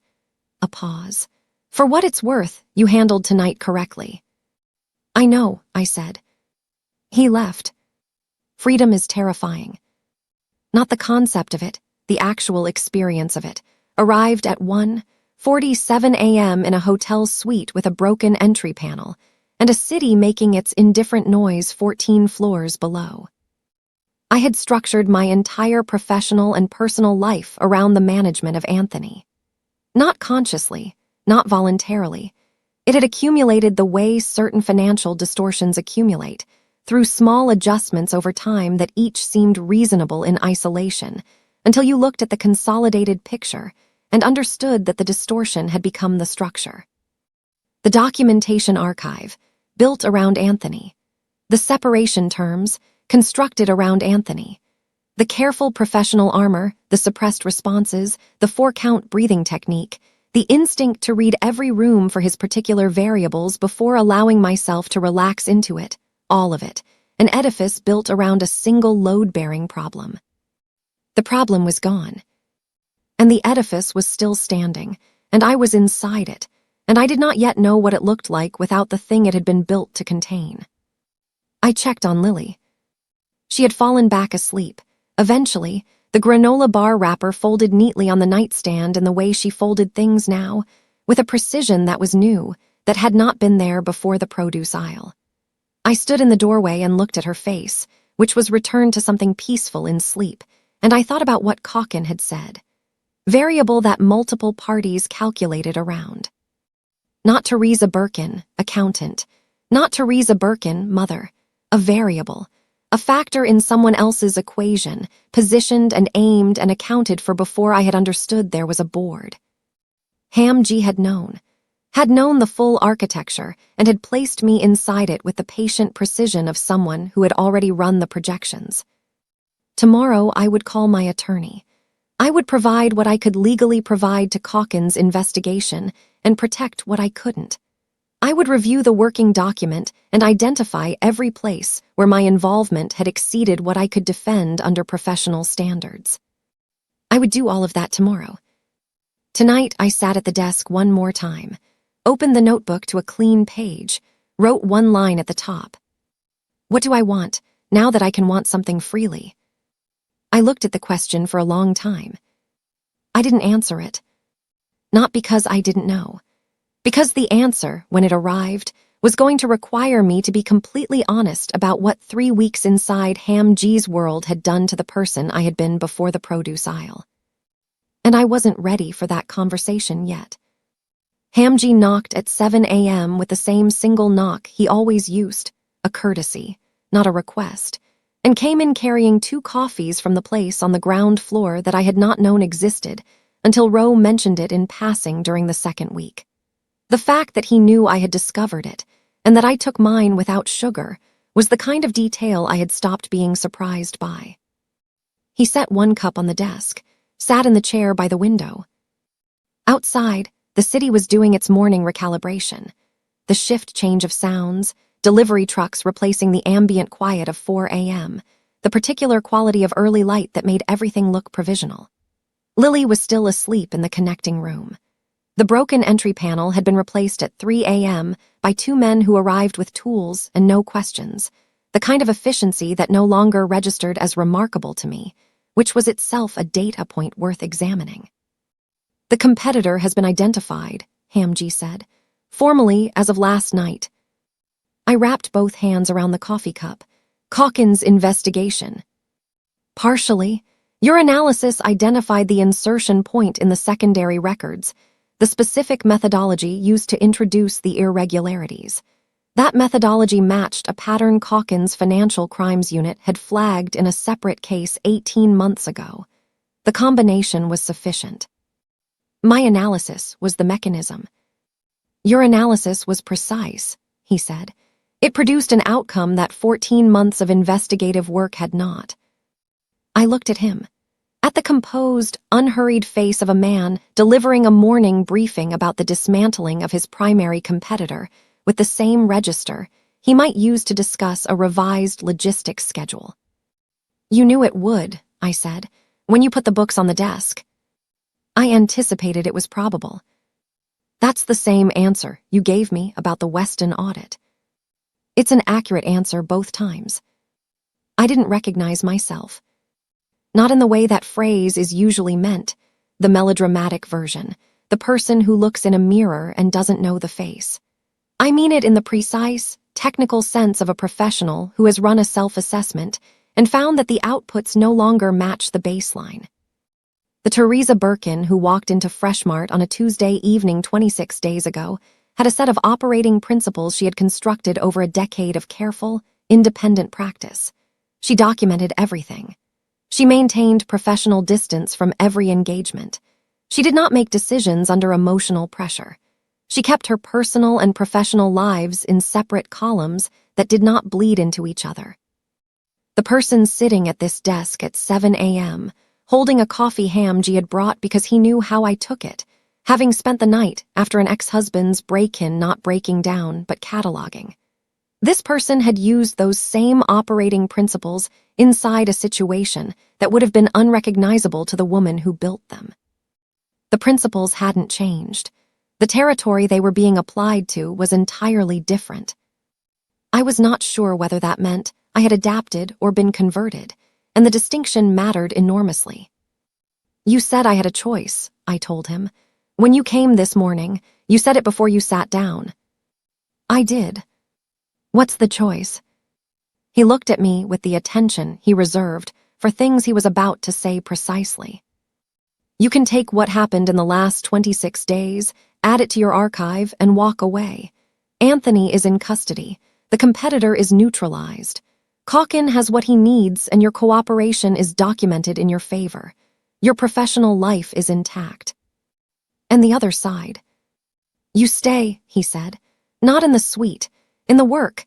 The analysis you produced in 3 weeks identified a structural vulnerability that my own team had been looking at for 14 months without locating. That capacity has value in my operation. Significant, ongoing value." "As what exactly?" "As a silent financial analyst. Full professional terms, documented, compensated. Your firm continues independently. What you do for my operation is a separate engagement, under a structure that legally insulates your primary practice." "Legally insulates or appears to?" "Both," he said, without hesitation and without apology, which I found more trustworthy than either qualifier alone would have been. The monster was gone, but the man remained. Anthony in custody. The competitor identified. The immediate architecture of danger that had organized the last 26 days of my life, dismantled.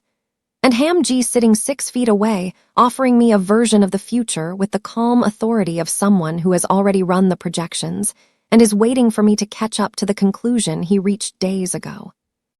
I thought about the question I had written in my notebook at 2 a.m. and not answered.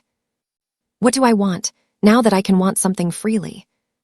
The honest answer, the one I had been avoiding with the discipline of a person who knows that certain answers, once fully examined, cannot be put back, was that the work had been the most alive I had felt in years. Not the danger, not the suite or the late nights or the continuous low-level threat of the situation surrounding it. The work itself, the complexity of the problem, the precision required to find the insertion point in a structure designed by someone who was genuinely skilled at concealment. The specific, uncommon satisfaction of locating the discrepancy that everyone else had missed. I had been applying a professional capability at a fraction of its actual range for 8 years. Competent, reliable, respected in my field, doing work that required perhaps 60% of what I was capable of and banking the rest because the ordinary world had no particular use for the remainder. Hamji had used 100% of it and found it sufficient. "If I walk away," I said, "what happens to Calkin's investigation?" "It proceeds on the basis of what's already been provided. Your involvement concludes." "And my name in the audit trail?" "Remains where it is, a variable that was calculated around, nothing actionable." "And if I stay?" "Your name appears in a separate context entirely. A documented professional consultation that predates and is distinct from the investigation, significantly cleaner." I looked at him. "You're telling me that walking away is the riskier legal position." "I'm telling you what the structure looks like from both sides." "Which you've already mapped." "Which I've already mapped," he confirmed. I stood up, took my coffee to the window. The city below had completed its morning recalibration. The delivery trucks were gone. People were moving on the street in the particular purposeful way of early commuters, each one inside their own trajectory, unaware of the 14th floor and the conversation happening in it. I had been one of those people 26 days ago. Had been the woman in the sensible coat, carrying the work tote with the firm's name on the side, moving through the city inside the clean, bounded lane of a life I had built exactly to specification. I had been proud of that life, had earned it, incrementally, from the raw material of a marriage that tried to convince me I wasn't capable of building anything on my own. I was still proud of it. But standing at this window, in the provisional morning light, I understood something I could not have understood from inside that lane. The specification had been designed around the constraints I was operating under, not around the actual dimensions of what I was capable of. I had built to fit the available space. The available space had been modest. I had mistaken the modesty for my own measure. I walked into the fire. Not that Tuesday evening in the produce aisle. That had been circumstance, a variable I didn't control. I mean every decision after it. The suite, the terms negotiation, the books on the desk and the 2 hours I spent with them before I had consciously agreed to anything. The working document, the 4 pages of notes in my own handwriting on a problem I found genuinely compelling while my daughter slept 12 feet away. I had walked toward it at every decision point, had applied my professional standards to it, had maintained my terms, had protected my position, but I had walked toward it. I had chosen the complexity over the exit, and I had done it repeatedly, and the reasons I had given myself each time were real, but they were not the complete picture. The complete picture was that I had found my range. In the worst possible context, under the worst possible conditions, with the worst possible man as the organizing principle. I had found what I was actually capable of, and it was considerably more than the life I had built to house it. Walking away meant returning to the specification. I turned from the window. "I have conditions," I said. Hamji set his coffee cup down. "Tell me." Lily is never a variable. In any calculation, in any operation, in any context. Her safety is not a negotiating position, and it is not a mechanism for managing my behavior. If I discover she has been used as either, the engagement ends immediately, and everything I know goes to Calkin directly. Agreed. My firm operates independently. No client overlap, no referral pressure, no situations where my professional reputation is used to open doors for your operation without my explicit prior knowledge. Agreed. Full disclosure, prior notification. The terms CO already accepted. No exceptions, no accelerated timelines presented as fait accompli. Agreed. And I want to know about the produce aisle. The room shifted slightly. Not visibly, nothing about Hamji's expression changed in any way that most people would register. But the quality of his attention adjusted, and I had been in enough rooms with him to read the adjustment. What about it? How much of it was circumstance? A silence. The specific silence of a man deciding between the answer that serves him and the answer that is true, with the awareness that I have sufficient information to know the difference. "I was there for another purpose," he said. "You were not the reason I was in that store." "But you knew who I was when you walked in." "I knew who you were." "And when Anthony put his hand on your throat," he said, with a flatness that was the closest thing to emotion I had yet heard from him, "I responded to what was in front of me. The rest came after." I looked at him for a long time. It was, I calculated, approximately 70% of the truth. The 30% remainder was in the part he hadn't said, the 8 months of having me looked at, the Weston audit, the position timeline. The 30% was real, and it mattered, and I was going to find it eventually through the working document, or through the analysis itself, or through the simple accumulation of being close enough to this operation long enough to see the full structure. But 70% from Hamji, I had learned, was more than most people offered at 100. "One more condition," I said. "Name it." "When I find the 30% you just didn't tell me, and I will find it, you don't insult my work by pretending it isn't there." The expression on his face made it small, fractional adjustment. "You have my word," he said. I called my attorney at 8 a.m. walked her through the outline of the new engagement terms, and asked her to review the structural documentation CEO would send by midday. She asked me twice whether I understood what I was doing. I told her I understood it better than I had understood anything in years. Then I called my sister and asked her to keep Lily for 3 more days while I handled the transition. She asked if I was okay. I said yes, in the way I say yes when the answer is more complex than the question has space for. Then I sat at the desk and opened the working document. At the top of a new page, I wrote, "Conditions accepted. Engagement commences." Below it, find the 30%. 6 months changes the geometry of everything. Not the facts. The facts were fixed the moment they occurred, time-stamped and archived and beyond revision. The geometry. The angle from which the same set of facts becomes legible. In a way, it couldn't be while you were still inside the producing of them. From 6 months out, I could see the whole structure. The engagement had formalized in the 2nd week of November, 3 days after Anthony was arraigned, and 4 days after the broken entry panel was replaced with one that now required a 6-digit code I had selected myself. CEO delivered the documentation on a Tuesday. I noted the day, same as Freshmart, same as everything that had reoriented my life apparently defaulted to Tuesdays, and I reviewed it with my attorney over 4 hours and 2 rounds of revisions before signing anything. The structure was clean, cleaner than I had anticipated, which itself was information. Ham-G had used a legitimate firm, not one of his holding structures, an independent practice with a verifiable track record, to draft the consultancy terms. Either he wanted the insulation to be genuine, or he wanted it to appear genuine with enough credibility to withstand scrutiny, and in practical terms the effect was identical. I had signed on my terms, every condition accepted, the 30% search ongoing. What followed was 6 months of the most demanding professional work I had ever produced. The competitor's operation had not been singular. That was the first thing the analysis revealed, once I had access to the full records rather than the curated selection from the binders. It was a distributed network, 4 principals, 11 operational nodes, financial interference running across 9 of Ham-G's structures simultaneously with the patience and methodology of a long-term campaign rather than an opportunistic attack.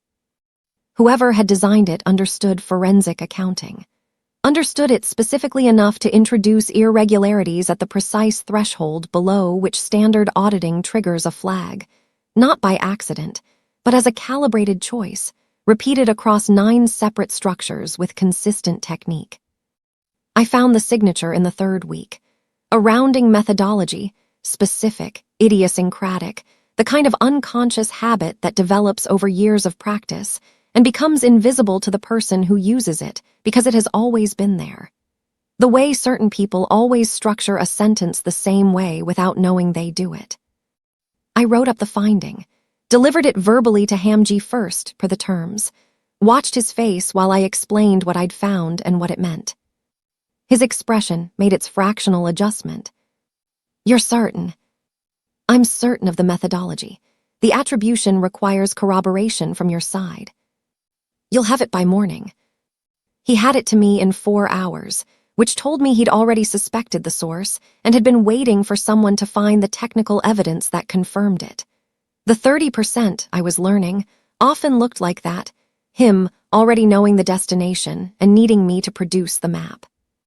I documented that pattern too. I finally understood the rules. Not Ham-G's rules. His rules were legible from the 2nd week, once I stopped reading them as a moral framework and started reading them as an operational one. A system with its own internal logic, coherent and self-consistent, oriented entirely toward the maintenance of order within the specific world it had constructed. Within that system, Ham-G was neither cruel nor kind in any way that was personal. He was precise. He applied the appropriate response to each variable and moved to the next one. Understanding that had been, paradoxically, a relief. Precision is navigable. Precision has tells and patterns and traceable methodology. What I had come from 3 years of Anthony's arbitrary cruelty, the kind that shifted without logic and could not be predicted or charmed or professionally managed, had been navigable only through the exhausting, continuous work of trying to anticipate irrationality. Hamji's world was rational, coldly, completely, sometimes brutally rational, but rational. The rules I finally understood were my own. The ones I had been assembling since Freshmart out of the specific materials available. Professional standards, documented terms, the archive, the working document, the 30% search. A framework for operating inside a complex and dangerous engagement while maintaining the distinct personhood of the woman doing the operating. Rule 1. Document everything always, regardless of whether it currently seems relevant. Rule 2. The line between my professional contribution and my personal exposure is a boundary I maintain actively, not one that maintains itself. Rule 3. Lily is not a variable in this calculation. She is the reason the calculation has to be right. Rule 4. The 30% is always there. Find it before it finds you. Lily had started a new school in January. Closer to my sister's neighborhood, further from the apartment we'd left in November and not returned to. She had a new teacher she liked, and a best friend named after a flower and a lunch preference that had shifted inexplicably from peanut butter to turkey, the way children's preferences shift without announcement or explanation. She had also, in the weeks after the hotel, developed a habit that I noticed and cataloged and discussed twice with her therapist. A tendency to position herself with her back to walls in unfamiliar rooms, to take stock of the exit before settling into a space, to watch adults in conversation with the careful, assessing attention of someone filing information for later use. Her therapist said it was a trauma-adaptive behavior, common in children who had witnessed significant threat, likely to diminish with stability and time. I sat with that assessment, turned it over. Then I went home and watched Lily do her homework at the kitchen table, back to the wall, facing the room, pencil moving with focused precision. And I understood that what her therapist called adaptive, I called familiar. That the stillness in my daughter's watching eyes was a reflection of something I recognized because it had developed in me through years of living with Anthony and sharpened to its current precision in 26 days inside Hamji's world. She had learned it from watching me. That understanding sat in my chest like an irregularity I hadn't yet resolved. I kept it in the working document, kept returning to it, had not yet found the intervention that addressed it without dismantling the capability itself, because the capability, the watching, the assessment, the careful positioning, had kept us both alive on a Wednesday night in a hotel suite. The same instrument that produced the wound was the one we had needed. That was the problem I had not solved, the one that stayed open. Safety is an illusion. I don't mean that cynically. I mean it technically, the way a structural engineer means it when they say that no building is designed for every possible load, only the most probable ones. Safety is a probability management exercise. You identify the most likely threats, construct appropriate responses, maintain the architecture, and accept that the edge cases exist. What I had done for 3 years with Anthony was mistake a feeling of safety for its substance. The separation agreement, the documentation, the carefully maintained professional armor, these were responses to the most probable load. The produce aisle had been an edge case. Hamji had been an edge case. The competitor's network, Calkins' investigation, a broken entry panel at midnight, all edge cases that my safety architecture had not been designed for. I was not going to make the same mistake twice. The new architecture was different. It was distributed rather than centralized, not built around a single threat or a single protector, but around a set of capabilities I maintained myself. The archive, now managed professionally and stored in 3 separate locations with legal oversight. The consultancy terms, reviewed quarterly.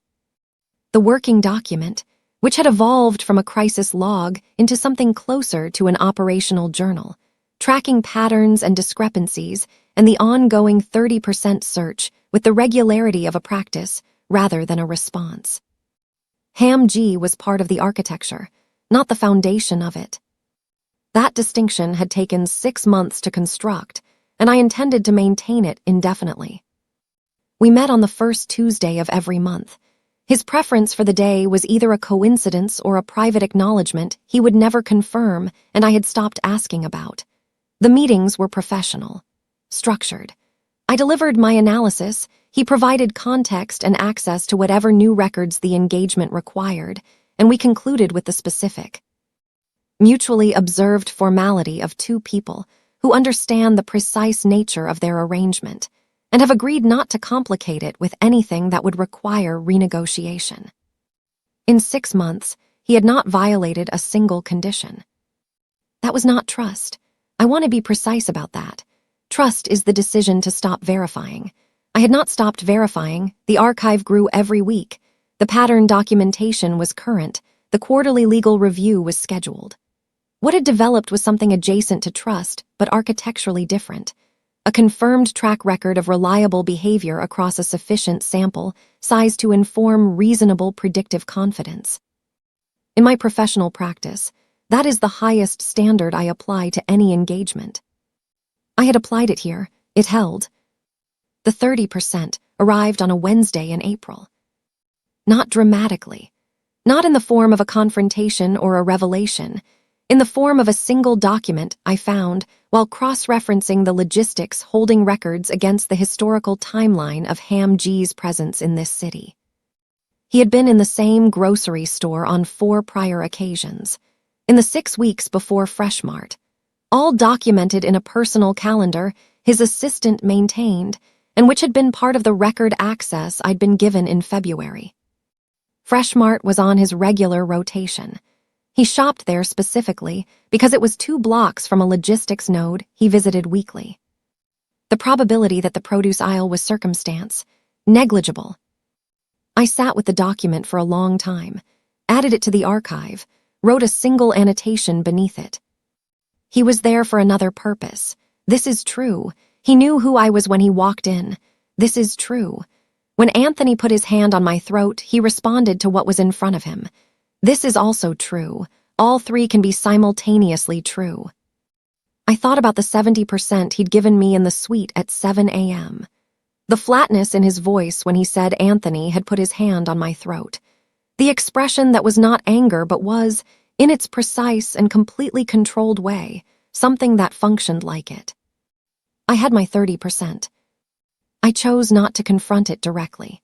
Not because I was afraid of the answer, because I had calculated that the answer was already reflected in the behavior, and the behavior across 6 months was the more reliable data set. Some columns you reconcile, some you monitor. Lily asked me last week if I was happy. We were in the kitchen on a Sunday morning. Her turkey sandwich, my coffee. The working document closed for the day because I had decided Sundays were for the architecture of the life rather than the analysis of the engagement. She was at the table with her back to the wall, and she asked it with the straightforward directness of a child who has learned that adults give better answers when they don't have time to perform them. I thought about it genuinely, ran the actual calculation rather than reaching for the reflexive yes. I'm certain, I told her, which is better. She considered that with the focused assessment I had watched develop over 6 months, the watchful precision that her therapist called adaptive, and I recognized as inherited. Certain of what? She asked. Of what I'm capable of what I'm not willing to compromise, of what this family needs and what I'm able to provide it. She looked at me for a moment, then she picked up her sandwich. Okay, she said, in the tone of someone filing a satisfactory answer. Don't ever underestimate a woman who has everything to lose. I said that once, in the suite, on a night I don't describe in detail. I said it to myself, not to anyone else, standing at the window at 3 a.m. with the working document open and Lily asleep in the next room, and a set of books on the desk that were going to take me weeks to fully resolve. I understood now what I'd meant by it. Not the defiant version, not the declaration of someone who is about to do something dramatic. The technical version, the operational one. A woman with everything to lose calculates differently from everyone else in the room. She cannot afford the carelessness of people who have less at stake. Cannot afford the arrogance of people who have never had their foundations removed. cannot afford the passivity of people who have never had to construct their own safety architecture from available materials at midnight, while a city does its indifferent work 14 floors below. She moves precisely. She documents everything. She identifies the 30% and files it correctly.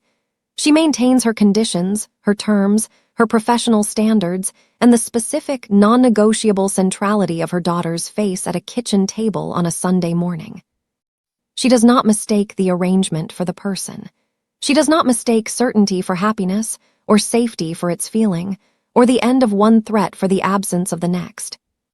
She watches, she assesses, she positions herself with her back to the wall and her eyes on the room.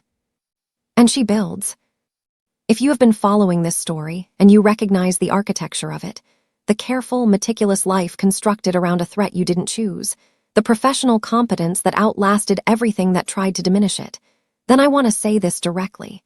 The skills you built to survive are not diminished by the conditions that produced them. The documentation habit, the pattern recognition, the instinct to read a room before you relax into it, these are capabilities. They belong to you. They transferred out of the situation that required them, and they are yours to apply to whatever comes next. Build the archive, not because you plan to use it, but because the discipline of documentation is the discipline of taking your own experience seriously enough to preserve it accurately. It is the most professional thing you can do for yourself in a situation where the world is trying to make your account seem unreliable. And if you have ever stood at a window at 3 a.m. and done the actual calculation, not the performative one, not the hopeful one, but the honest one about what you have and what you can build and what you are not willing to lose, then you already know that certainty is available to you. It is not given. It is not rescued into existence by someone else's intervention. It is built, column by column, condition by condition, on terms that are yours. If this story found the part of you that is still building, hit that like button and drop your location in the comments. And subscribe, because this is not the last story I have to tell, and the next one begins somewhere you won't expect.